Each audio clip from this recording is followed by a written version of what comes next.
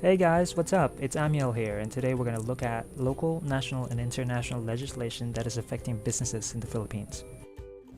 So, a large number of laws affect businesses, defining what is legal and illegal, and setting operational standards for a business to follow.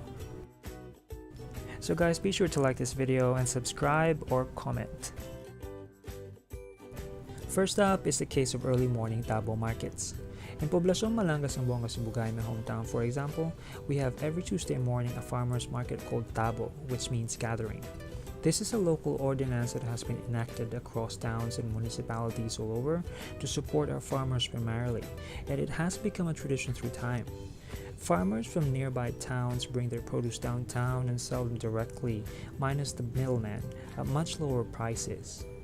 Currently, however, the second-hand clothes or ukay-ukay retailers have joined in.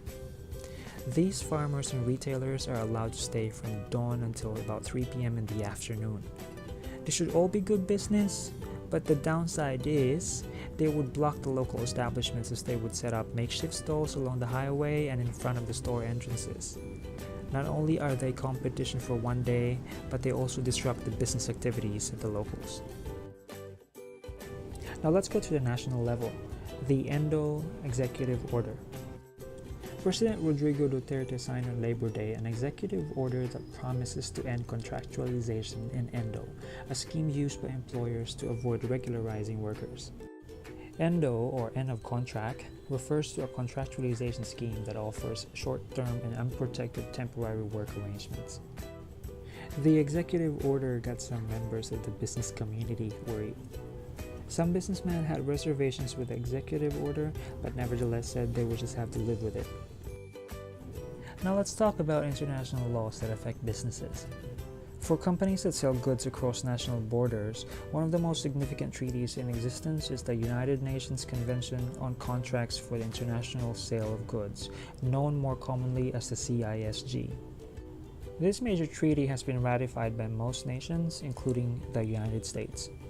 The CISG applies to most sales of tangible goods across national borders when both parties to a contract are situated in signatory countries. But even if your business is wholly domestic, international law may affect your ability to protect your unique brand. With increasing number of manufacturers in certain countries producing and selling counterfeit merchandise and misappropriating existing trademarks, enforcing your intellectual property rights abroad has never been more important. So, as of September 2014, the CISG has been ratified by 83 countries. That accounts for a significant proportion of the world trade. Now let's take a look at a specific brand to see how these three laws come into play. Let's take Starbucks as an example. Starbucks is the coffee icon people has come to love. It was founded by Jerry Baldwin, Zeb Siegel, and Gordon Bowker. The Seattle company opened its first shop in 1971.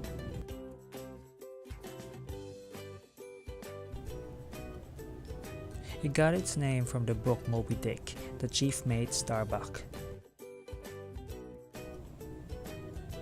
They first started selling only coffee beans.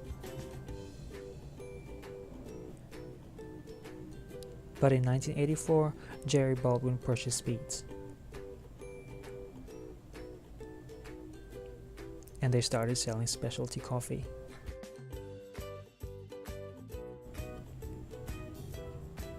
In 1987, the original owner sold the company to Howard Schultz, a former employee. Schultz rebranded his company Il Giornale into Starbucks. That year, he opened stores in Vancouver,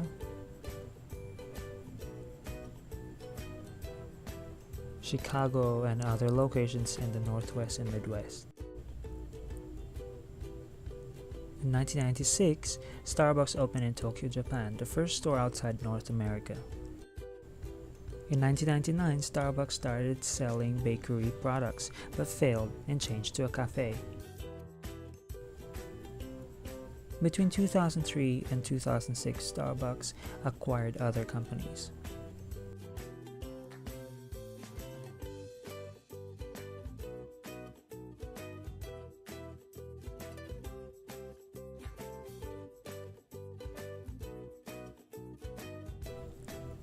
Some locations they acquired were rebranded as Starbucks.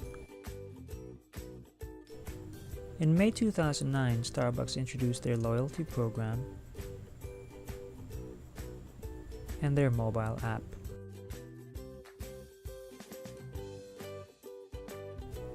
Talking about the logo of Starbucks and its evolution, the Starbucks logo has changed quite a bit, basically making it simpler and simpler every single time.